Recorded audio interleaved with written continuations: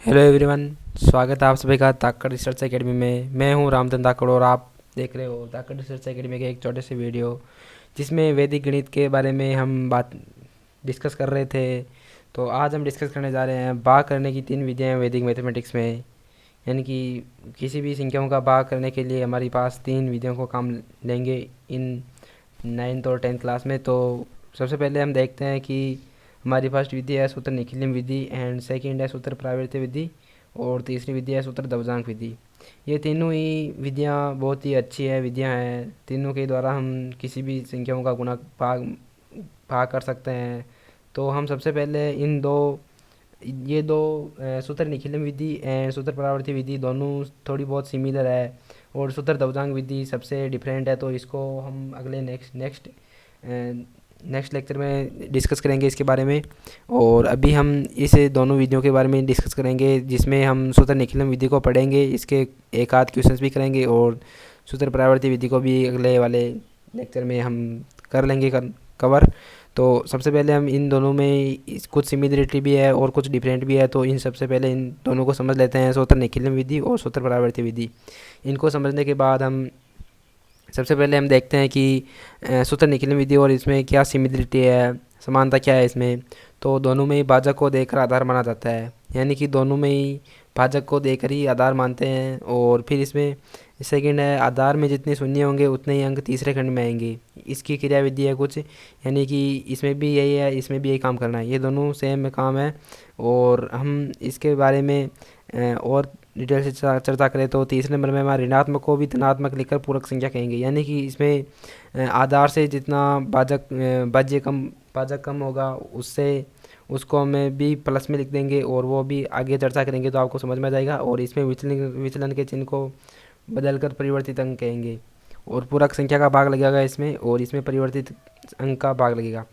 यानी कि हम ये डिफरेंट और ये कुछ अपने पास ये है, इनको समझने से हमारे सब कुछ अच्छा हो जाएगा। यानी कि इन बातों को ध्यान रखते हुए हम क्वेश्चन सॉल्व करेंगे। तो सबसे पहले हम देखते हैं कि क्वेश्चन सॉल्व कैसे करते हैं। एक हमारे पास है सूत्र निखिलम विधि से भाग करें, यानी कि इस संख्या का 111,034 का भाग देना है 8 में, भाग देना है 889 का। यानी कि सबसे पहले हमारी फर्स्ट बात थी कि आधार को भाजक को देकर, यहाँ पर ये है भाज्य हमारे पास, जिसमें भाग देते हैं वो भाज्य होता है और जिसका भाग देते हैं वो भाजक होता है। यानी कि भाजक को देकर आधार माना जाता है। आधार 10 या 10 की घात में मानते हैं, हमारे वैदिक मैथमेटिक्स में एक रूल है। तो यहाँ पर आधार सबसे पहले हम आधार लिखते हैं, ये यहाँ पर किसके नज़दीक है। यानी कि या तो आधार 10 या 10 की घात मानते हैं, या तो आधार 10 होता है, या 100, या 1000, या 10,000, इस प्रकार से चलता रहता है। तो हम अपने पास ये सबसे नज़दीक इस 1000 के नज़दीक है ये। तो हम यहाँ पर आधार हमारे पास हो गया 1000, आधार हमारे पास 1000 हो गया। इसके बाद में हम बात करते हैं आगे परिवर्तित अंक नहीं लेकर इसमें क्या करते हैं, विचलन लेते हैं।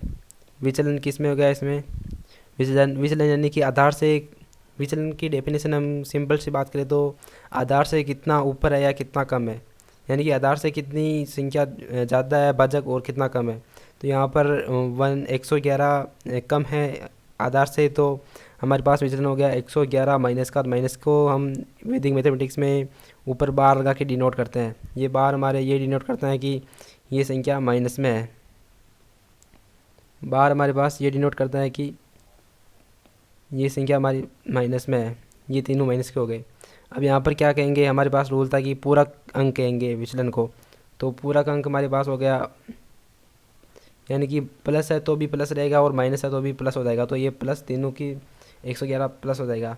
और इसमें हमारे पास भाज्य है, जिसमें भाज्य भाग लगेगा 111,034, और भाजक है अपने पास 889, और भागफल अपने पास आएगा, अभी हम फाइंड आउट करेंगे। और शेषफल जो बचेगा वो। अब इसमें सबसे पहले हम क्या इसकी क्रिया विधि है कि सबसे पहले 3 खंड बनाते हैं इसमें, हमारे पास सबसे मोटी मोटी बात है कि सबसे पहले 3 खंड बनेंगे। तो 3 खंड बनाने के लिए हम ये इंस्टॉल कर दिया मैंने 3 खंड। ये 3 खंड इंस्टॉल हो गए अपने पास।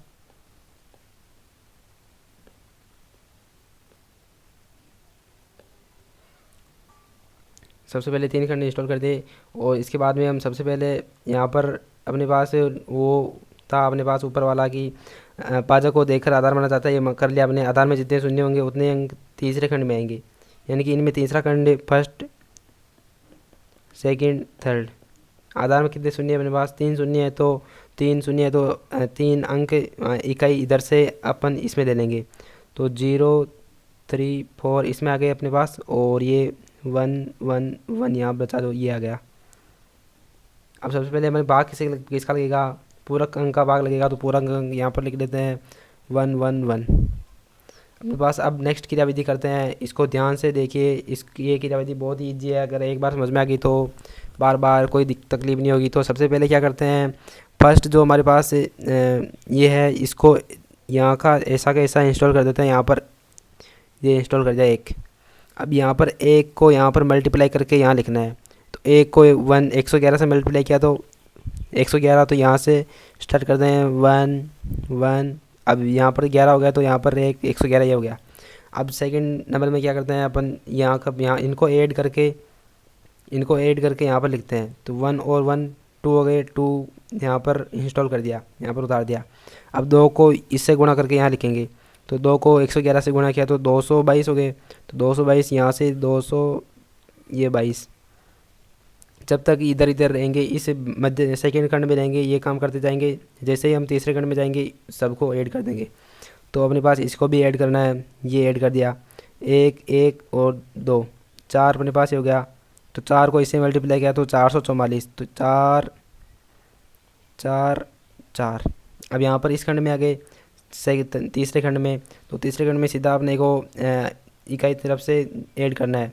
4 और 4 8, 3 5 और 5 और 4 9 और 6 और 1 7। ये अपने पास शेषफल हो गया। क्योंकि अपने पास जगह 889 है, तो यहाँ पर सबसे ये 798 छोटे हैं, तो ये अपने पास शेषफल हो गया। शेषफल लिख देते हैं यहाँ पर 798, और भागफल अपने पास ये हो गया 124। तो इस प्रकार से ये क्वेश्चन भी हमारा सॉल्व होता है। इसको फिर से आप देख सकते हो वीडियो को रिवर्स करके। तो अपन नेक्स्ट एक और एग्जांपल लेते हैं, उसके थ्रू आपको अच्छे से समझ में आएगा। तो नेक्स्ट एग्जांपल लेते हैं अपन, अपने पास है इसी विधि से करेंगे, सूत्र निखिलिम विधि से।